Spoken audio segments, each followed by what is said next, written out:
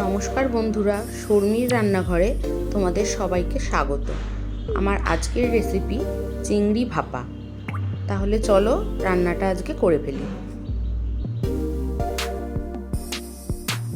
চিংড়ি ভাপার জন্য চিংড়িটা এখানে আমি ভালো করে পরিষ্কারভাবে ধুয়ে নিয়েছি। এবার এর মধ্যে লবণ আর হলুদ দিয়ে মাছটা মাখিয়ে রেখে দেবো।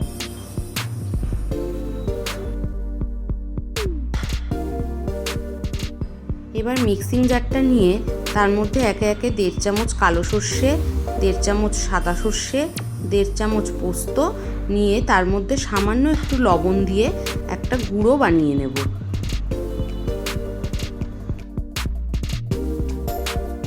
সর্ষে বাটার মধ্যে একটু লবণ দিলে সর্ষে বাটাটা তিতো হয় না।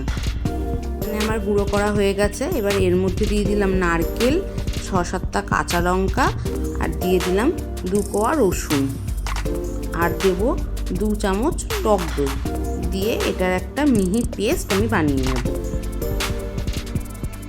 এবার একটা টিফিন বক্স নিয়ে তার মধ্যে পেস্টটা দিয়ে দেব।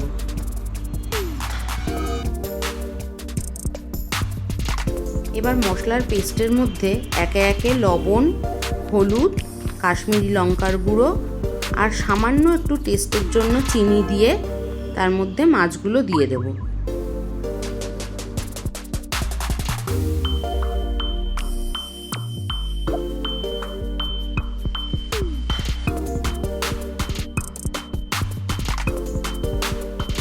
মশলাটা মাছের সাথে ভালোভাবে মাখিয়ে নেব।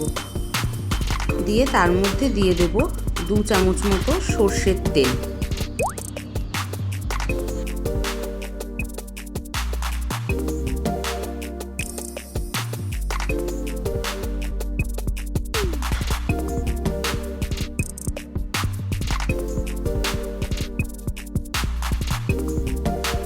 কড়াইয়ে জল দিয়ে তার উপরে একটা বাটি বসিয়ে সেই বাটিটার ওপরে আমি টিফিন বক্সটা বসিয়ে দেব।